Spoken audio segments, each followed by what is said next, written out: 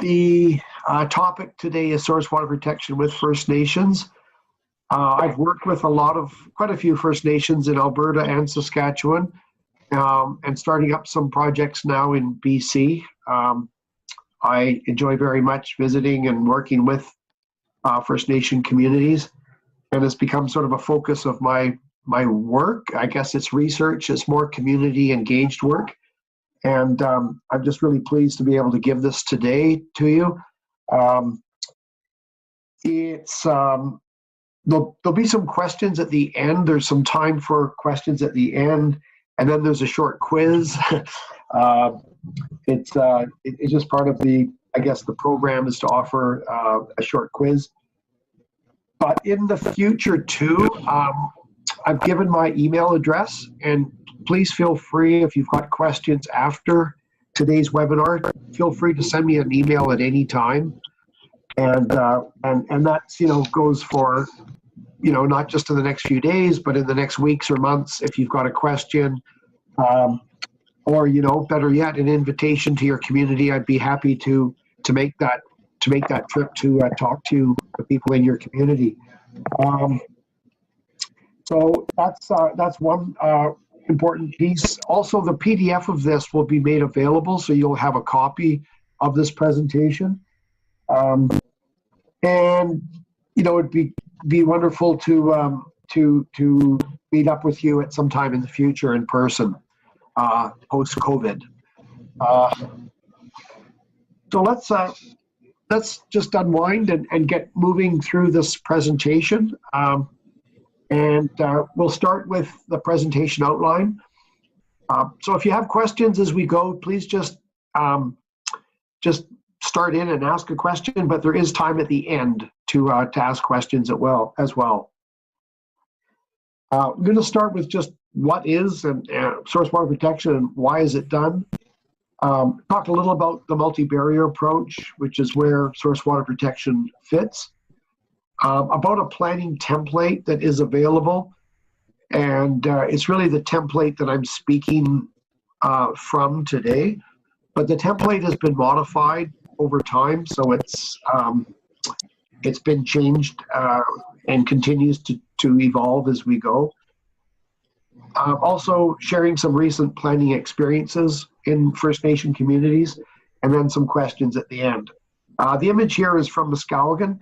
I've worked with them several years ago now on a source protection plan.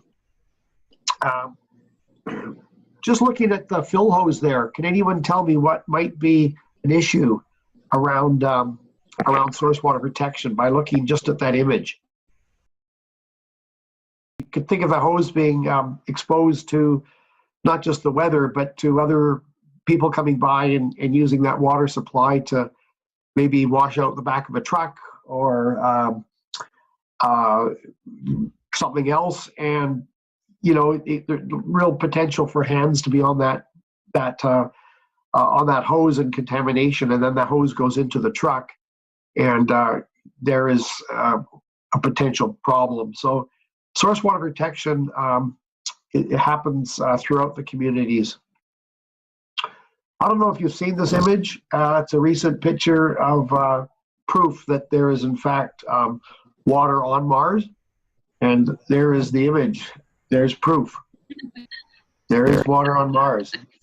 So, source water protection. What is it? Why do we launch into this exercise? Why would we spend our time protecting the water source as opposed to just treating it at our treatment plants?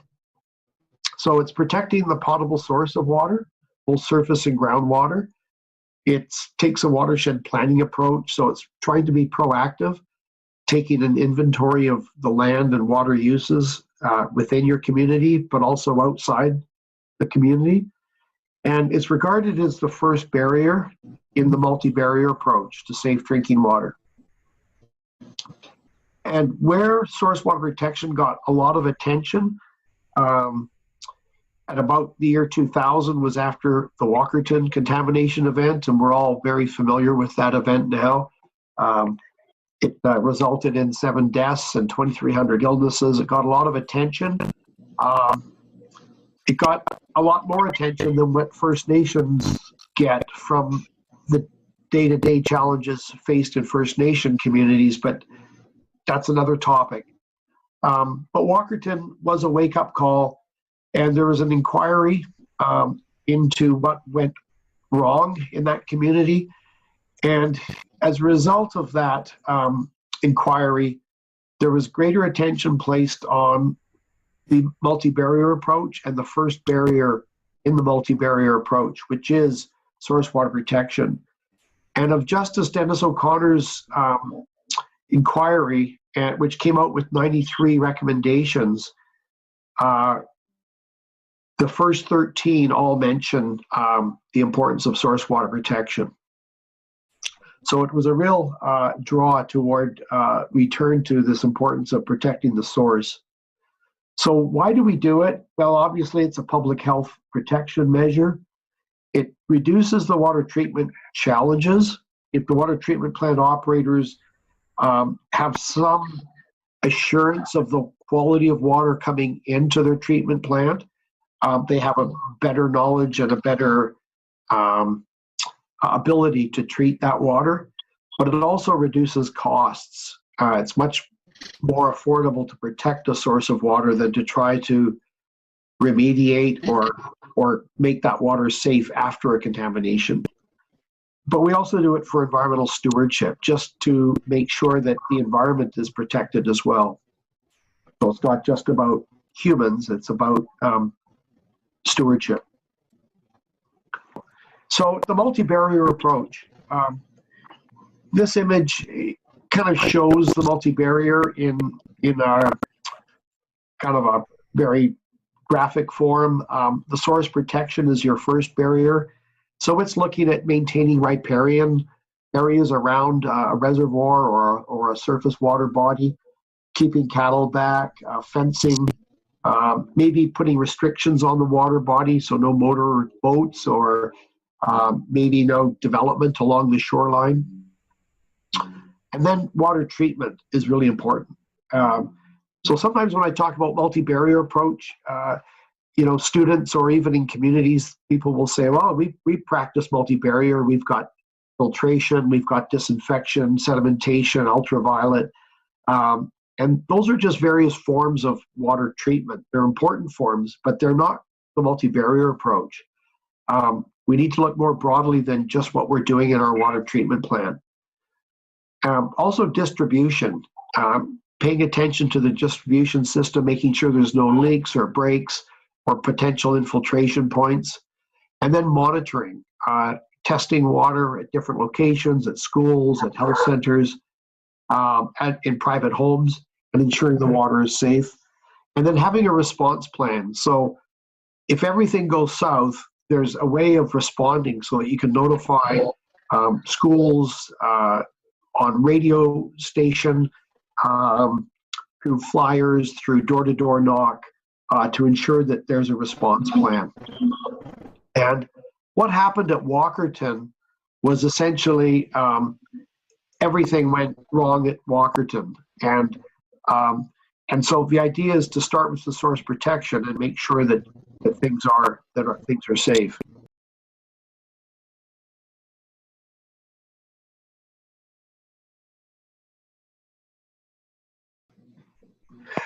So for a long time, people were talking about source water protection, I guess back to 2000, around the time of Walkerton. But there was little information around how to actually practice it, how to actually do source water protection. And it kind of drove me a bit crazy. And so I started looking at US EPA and some of the information from the United States and getting a handle on sort of the process of developing a source water protection plan.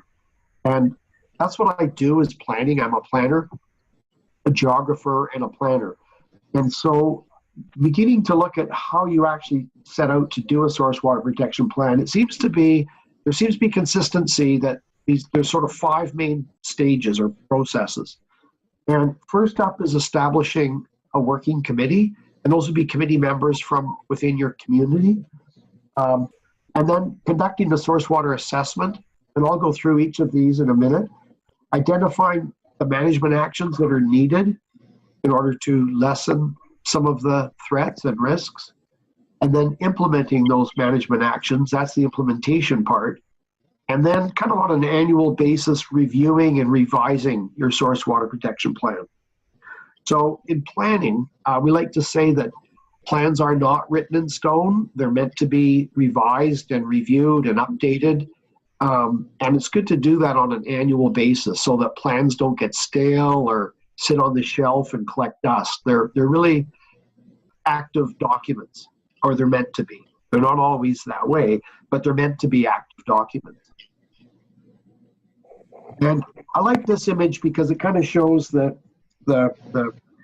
revolving process, or the circular process of stage 1 right through to stage 5, which brings you back to stage 1 again.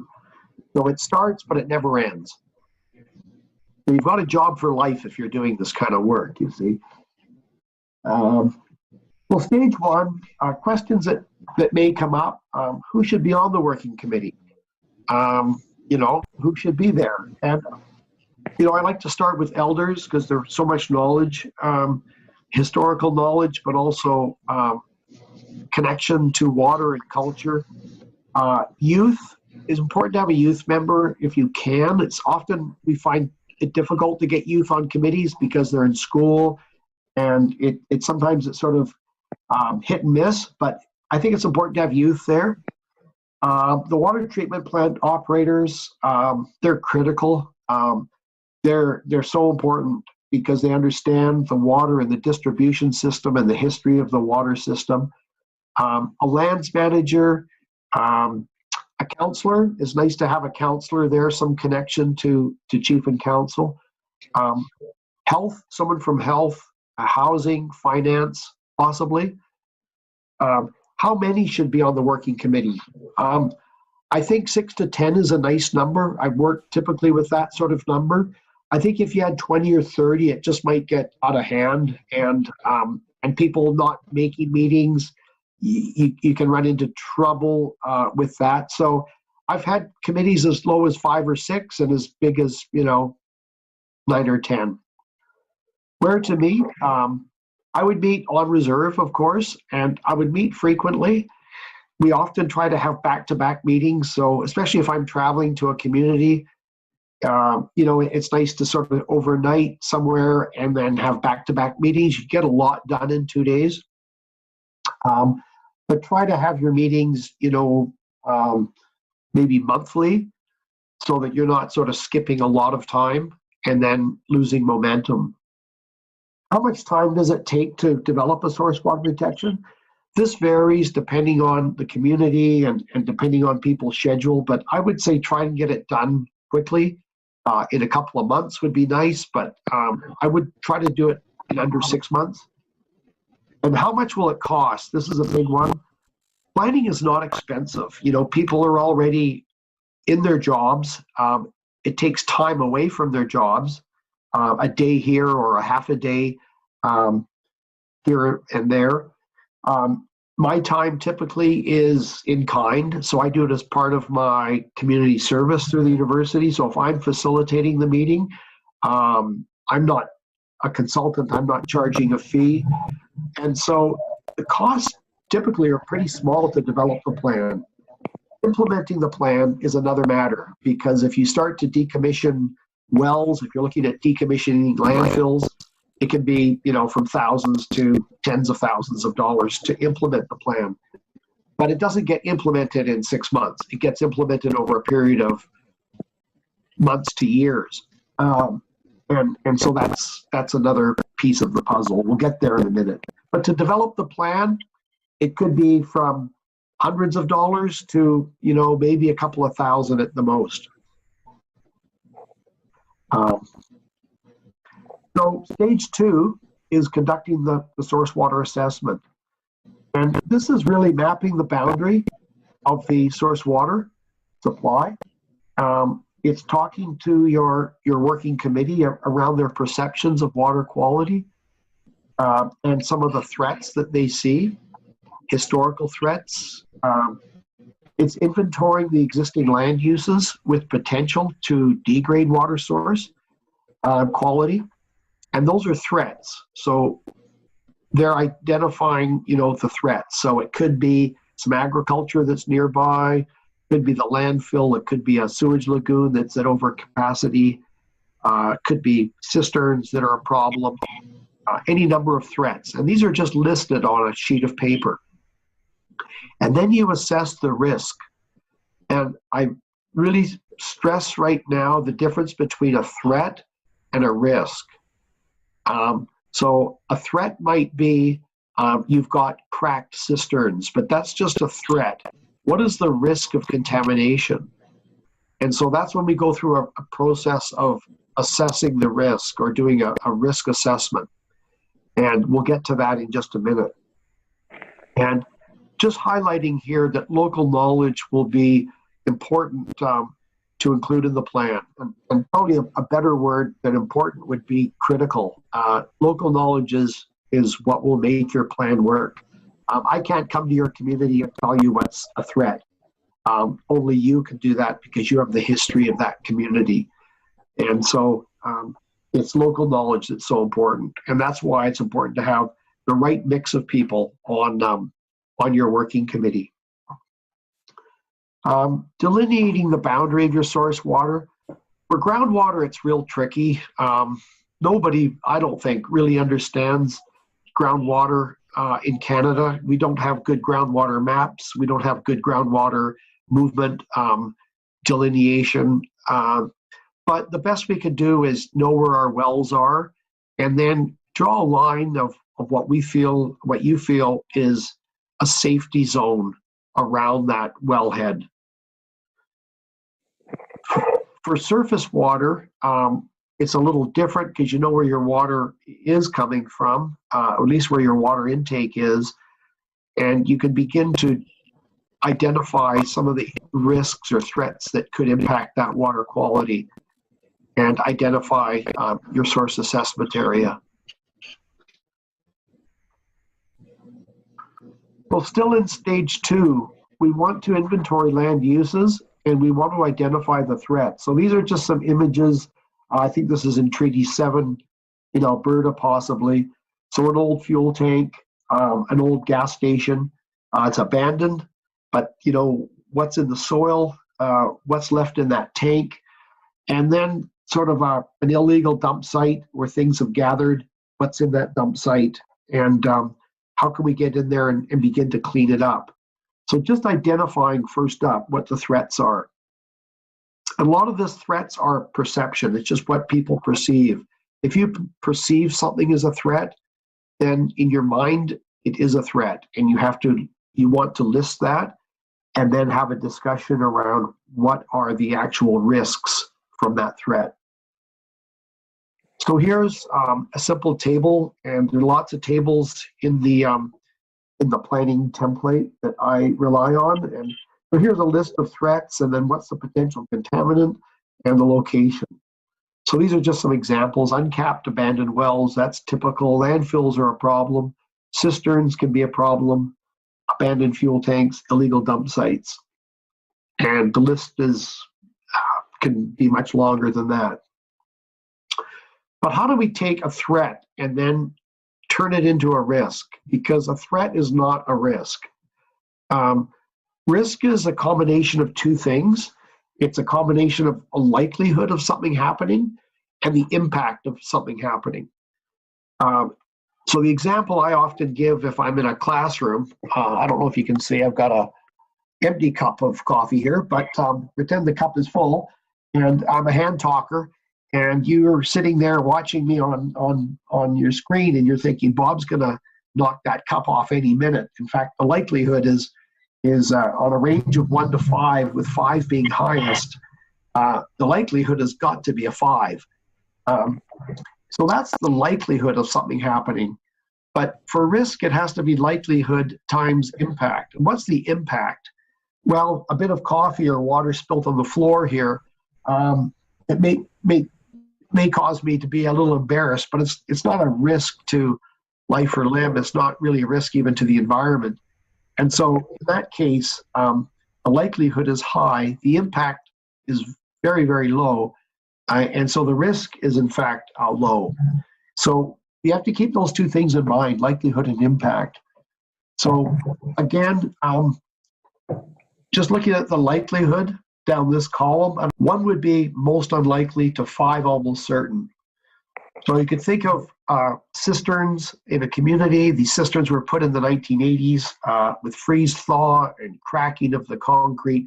Cisterns are cracked. There's maybe soil, bugs and animals crawling into the cistern. The water is contaminated once it goes into the cistern. What is the likelihood of the contamination? It's probably almost certain, 5. But what is the impact on human health? And I think in that case, it's been proven that it can be very, very high, severe or possibly catastrophic. And so in that case, you'd be in the red zone here. Another example was from a community, I think it was Muskowhegan. They've got a rail line going through their community. And, they thought about a train derailment. And the likelihood of it happening, they thought was, pretty much unlikely. It hadn't happened, although we're reading a lot about it in the news these days, but it had not yet happened. And so they thought it was probably unlikely. But if it was to happen, it could be catastrophic, severe or catastrophic. And so, you'd be probably in the 8 zone here, which is kind of a cautionary zone. Red being urgent, need to do something about it. 8, cautionary, maybe keep an eye on it. Green zone, perhaps, something you can live with. We all live with a certain degree of risk. And so maybe the green zones, items you can live with, the red zones you cannot. And so you want to jump on those urgently. I should also mention this color code matrix is just something that has evolved through, my work and my imagination, but every community could come up with a different color code. You could decide that in one community, they thought everything should be red, everything should be addressed, that they would not differentiate between low, medium, and high. But in another community, you might decide to say, you're only going to focus on the things that are 20 or 25 in their value. So this isn't written in stone or fixed. It's just, for example, for demonstration. This was the likelihood table, and this is the impact table. And that's what it looks like when you draw it out. It looks kind of scientific and complex, but it isn't really, is it? I mean, it's just really one column multiplied by the other column to come up with a number. It's really simplistic, actually, but it seems to work. I've never been in a community meeting where there's been a heated debate between something, being a 9 or a 25 or a low and a high. There seems to be always relative agreement on uncapped wells happens to be high. Generally in the working committee, people agree. There's agreement on it. And so this is part of your meeting with your working committee, going down the list and saying, well, what's the likelihood of something being a problem? Well, we've got uncapped wells all over the place in our community. And so, the likelihood of something going wrong is quite high. And what would the impact be if there's contamination, flooding, E. coli entering the well, other contaminants entering the well? The impact would be very, very high. And so you end up with this type of risk ranking. And here is it sort of built out on the larger scale. This is what your table might look like. I've just come up with some examples here, and these are just examples only. I gave this talk up in the Northwest Territories, and there were community members from all over the Northwest Territories, some of them actually from high Arctic areas. And I had examples like agriculture and farming And they thought that was kind of funny because it was something that they don't do at all up there. So I've tried to put a mix of examples here that are in the right context. The big one up in the Northwest Territories was legacy mine sites and fuel caches from when they do exploration. At the end of an exploration, they might leave large 45-gallon drums of fuel. And so those are just sitting on the ground forever. And so those were some of the problems they had, as well as mine site legacy issues. So progressing here, we're into stage 3, identifying the management actions. And this is when just identification of management actions are things you're going to do to reduce those risks. And you're coming up with to recommend management actions in your plan. So one might be to decommission this fuel station on the left and replace it with a more modern, a double wall containment fuel system. Another might be to recommend management actions to decommission your wells. Some of the wells that are abandoned, perhaps they're uncapped and abandoned. So how to go about it, decommissioning them. There's actually provincial funding for First Nations to do this work. I think it's up to 90%. So, you know, Pepikasis, say, has some wells. Talk to the, is it Lower Capel or Upper Capel Watershed Association, and they can access funds through the Water Security Agency, which is provincial, to decommission some of your wells. So right now, Okanese is looking at doing that. We'll talk a little bit about funding in a minute. So just some of the management actions. There's your risk ranking. What is the risk? What management actions are you taking? Are you doing today? Often it's nothing or something minimal. And what are the management actions that are recommended?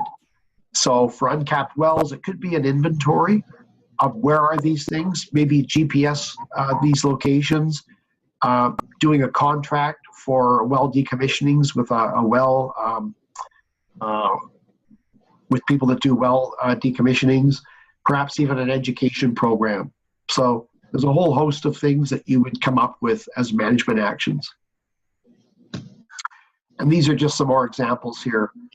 There's an uncapped well. That's actually the lower left there is at Muskowhegan. That well is now taken out. It was decommissioned. They also had contractors coming on reserve to do work, mostly around housing, and they were just leaving some of their garbage and waste behind. And so, while it might not be a threat to the water, it was a bit of an eyesore, and no one was really sure what was in some of that material, so it had to be cleaned up. So enforcement, information to outside contractors, these are all things that are part of your management actions. Now, some of the things are going to be structural, and that means, you know, replacing road culverts, fixing road crossings, a landfill remediation, or turning your landfill into a transfer station, sewage lagoon relocation. There's going to be structural things that need doing, but don't think it all has to be structural and, you know, bucket and shovel work. Often it's non-structural or just as important. So removing stored vehicles, cleaning cisterns, monitoring, riparian vegetation, plantings, public education. These are all things that are non-structural, but they're just as important as the structural elements. So just public education is another one that is really important. Just getting the message out. So there's sort of those two different aspects of the management. So now that brings us to implementation.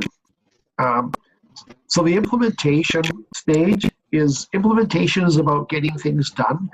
And so it's prioritizing the management actions. What things in your plan are priorities. What is it you absolutely must jump on right away? And then setting some timelines. Are you going to get things done in the next 12 months, or is it in the next 6 weeks, or is it in the next 2 years? And then the other part of implementation is identifying funding sources. Where will the funds come from? And believe it or not, I always thought that this would be the most problematic part of implementing a plan. And as it turns out, it isn't at all, or it wasn't at all. There were federal funds through LEDSP. We actually got more funding than we could spend in one community. There's funding through, as I mentioned, the Water Security Agency, so there's even provincial funding for well decommissionings. It wasn't, in fact, the funding part that was difficult. What was difficult on the implementation side was who in the community will do that work. Because everyone's busy. Ira, you're busy, and Cordell, you're busy, and Marnie, you're busy.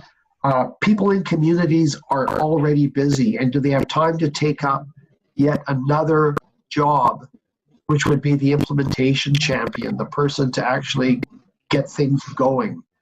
And that seems to be where things have been bogging down with the source protection planning. And not just, I don't think this is just First Nations, I think it's in a municipality would have the same trouble. Who will do this work? And that's a big question that I can't even answer.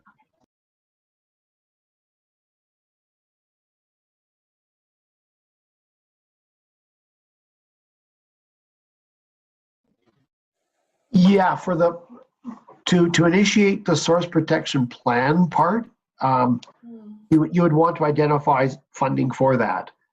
And if it would help, right now, First Nation Adapt, that First Nations Adapt program, they have funding for planning. So that might be one, that's one funding source, First Nations Adapt. Out of Ottawa. It's a branch of Crown Indigenous Relations. Maybe what I can do after is put together a couple of links for funding. Nicholas Girard, I spoke with him recently, and there's funding available for the planning phase.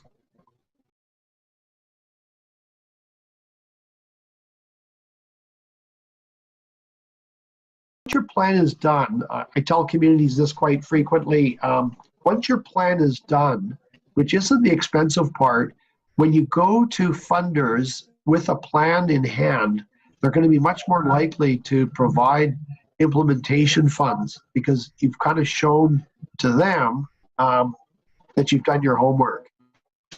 And I think that's a real advantage to planning, is that it sets the stage for accessing funds for implementation.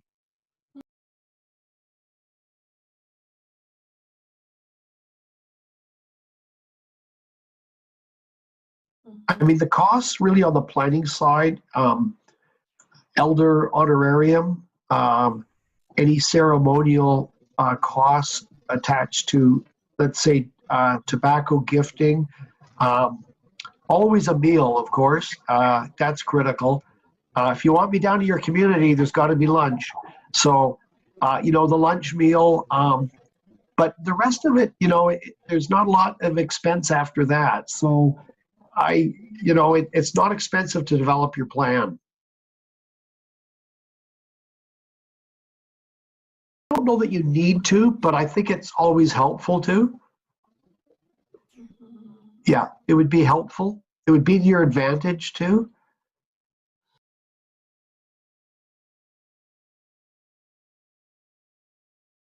Yeah, I mean, this is, it's not set in stone, this model, or fixed in stone. It could certainly be revised. Every community, should look at this and decide those sorts of things, how they want to set the time frame on this. I think it was just likelihood of it occurring over in a set period of time. And then stage 5 is review of the source water protection plan. And that's when you'd go back. And I think on an annual basis is good because you could kind of look at what you've implemented, what you've achieved in terms of management actions completed. Um, Maybe have a bit of a celebration about that. Bring out chief and council, and make something of your achievements in that year, and then possibly reprioritize or prioritize what happens in the next year. And that's where you kind of keep your plan alive by reviewing it and updating it. And maybe at that point, there's people on the committee that no longer want to be on the committee and other members that are excited about joining. And so your membership, of course, isn't fixed in time. At any time, people can join.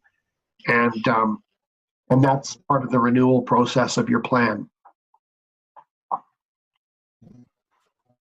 And so that's what I've just said there on an annual basis.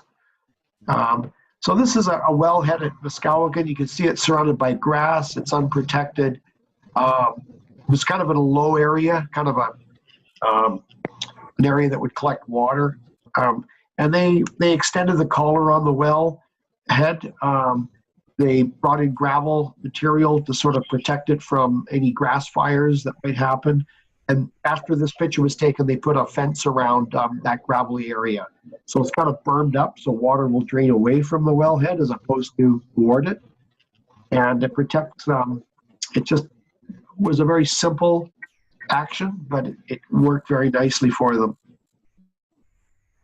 So kind of toward the end now, in conclusion, it's source protection is preventative, it's proactive. It's relationship building within your community. It's pulling together people that might not regularly speak to each other. So people from health and housing might not regularly talk to the water treatment plant operator. And now is a chance to bridge that and to have people talking about health and water quality and land use activities. So it builds that communication, but also communication with the provincial watershed manager and maybe even with the Water Security Agency around how you can share resources and access funding. It's a great lever for additional dollars when you've got a plan in hand. And it's always easier and cheaper to prevent contamination than to try and clean it up afterward. And it's public health protection and it's environmental stewardship. And reduces those treatment plant challenges and costs. So I kind of return at the end here. I like to return to the conventional multi-barrier approach. This is that image you saw earlier, and it's from CCME, Canadian Council of Ministers of the Environment. And it's source protection and it's water treatment and it's a water distribution system and it's monitoring and it's a response plan. So that's sort of, the textbook. But you all know this is sort of downtown city stuff. And the multi-barrier approach on First Nations is very different. And this is something I've come to realize and appreciate, that the challenges are far, far greater than what cities and municipalities are trying to deal with. And I guess one of the reasons I love to work in First Nations is, you've got often wellheads and you've got infrastructure on the ground that's vulnerable to grass fire or to other activities. You've got a truck fill hose and you've got treatment plants and you've got water trucks running throughout the community. And then you've got water being held in cisterns, and it's still not at the tap. It's been in transit throughout this whole process. So the threats and the risks are high, and they're not insurmountable, but the challenges are just very different than what we see in sort of the textbook model, which is coming to you from sort of more urban Canada. And so my second to last slide, I promise, challenges for source water protection. Getting chief and council buy-in early, I think, is important. Getting a BCR and letting chief and council know that you're doing the source protection plan. And I've failed in this area several times, that I've gone to a community and we've started a source protection plan, and chief and council haven't really been aware of it. And then you're kind of backtracking and trying to educate chief and council about source protection and why they have this plan, when it should really be the other way around.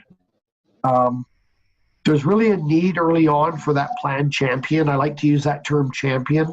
That's the coordinator, the person that's the community person that's organizing the meetings and the location and ordering the lunch meal in from the caterer, and just generally pulling together the emails and the phone to get the committee together for that meeting.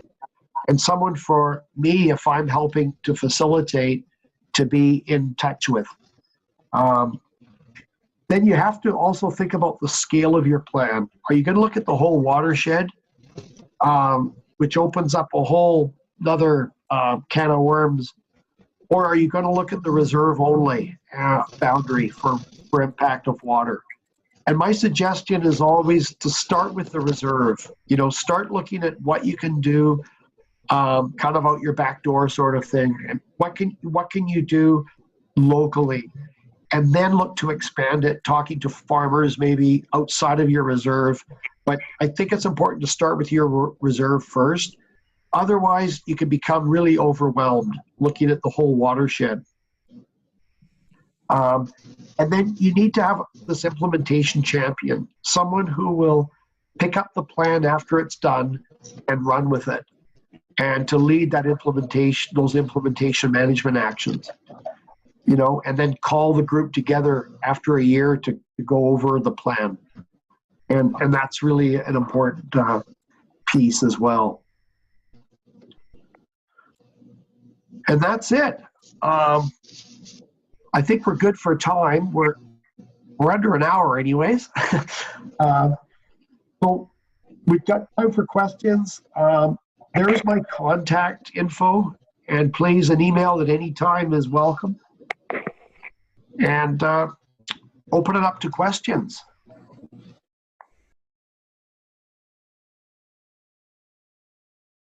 I think in a perfect world, it would be great if there was a water authority there that you could draw on for funding to do a source protection plan. At this time, you know, I don't think there is. Looking to partner with universities, and researchers at university are available. Many of us are available to provide we want to do community engaged work, but I know that's difficult for you to know who to reach out to. But I think as universities, as faculty members, we need to be better at networking with people like all of you, and providing service through community engagement. And I know at the U of S, we're wanting to do much more of that. I think that what Rebecca is putting together, and I'll work with her, as a list of funding sources through the federal government and provincial, that might be helpful to you as well. You know, you have to go on websites and you have to know where to look and how to secure this funding. And that takes time. If you needed testing for well water or surface water, if you needed some form of science lab-based testing, then reach out, because there are people that can and will do that work. I tell my planning students there's lots of work out there to become facilitators of source water protection planning. I mean, I really can't do it alone. And it would be wonderful to have students take up some of this work.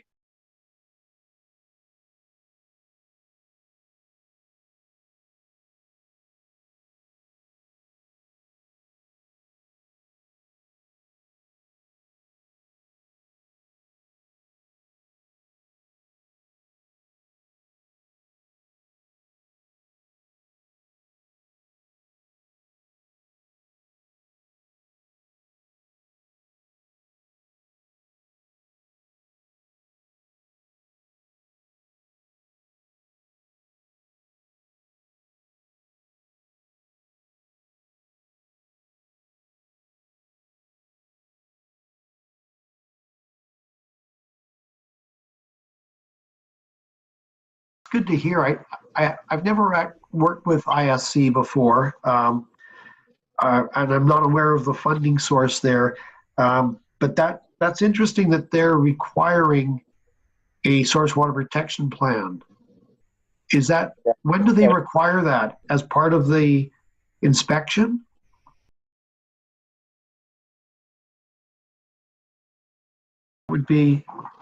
That would be important. So if a community doesn't have a source protection plan, what happens then? They're just reminded to do one?